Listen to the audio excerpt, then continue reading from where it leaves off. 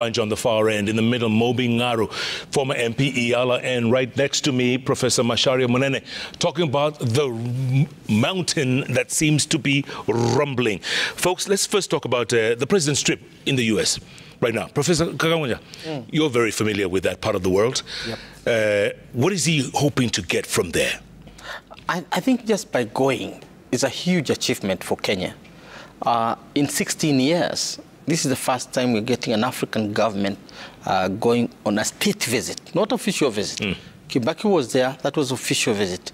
Uhuru Kenyatta was there, that's official visit. This is a state visit, meaning all business of government is shut down to receive a very important guest who is a Kenyan. So I think it's an honor to us as a country to have that status. If we get it from China, we get it from India, then we have reached the league of the great nation. There's a place for prestige, Jeff. Mombi, despite the fact that we're spending 1.6 million shillings an hour on a charter flight, does that make sense? I have no problem with the state visit, but I think the timing was wrong. If I were the one, thank God I'm not, I would have told my hosts to give me time to reorganize, and then we can arrange it probably in 2-3 months' time. After probably I sort out our budget in the country, it is still having issues. We still have the country going through the post-floods. Schools have just opened. Doctors have just gone back to work. We have more to handle than that prestige. I was hoping that Professor Kagwanja would have said they catered for that expense, but they did not. So I would have asked them to push it forward. We're going to pay for it, you know that? Yeah, I know. That's why I'm saying, with a light touch that maybe they would have the hosts. Yeah, pay for it. Should have paid for it so that it makes sense to us as Kenyans, and because of the economic situation that we are going through. It's good, it's prestigious. It's interesting. The president is holding the hand of the first lady, so there's also some learning to do. It's a good thing. Professor Munene, do you agree? Well, it's a good thing for the president.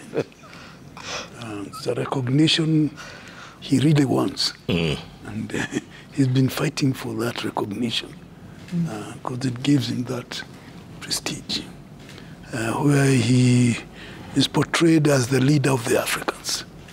And he is not the first Kenyan to be portrayed that way.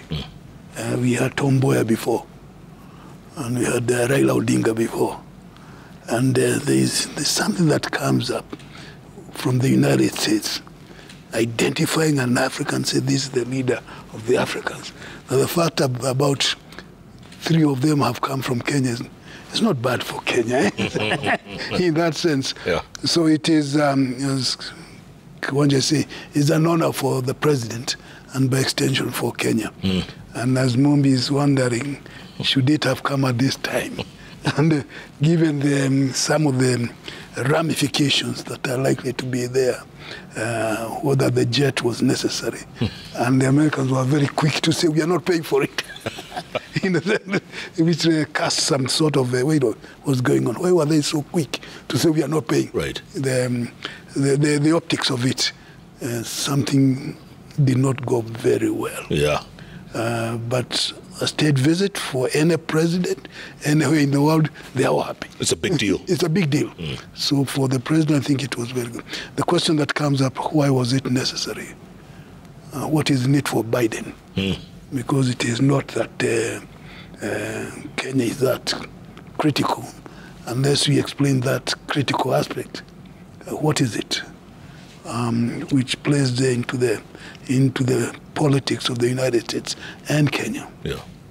The United States is in a mess, partly because of Haiti.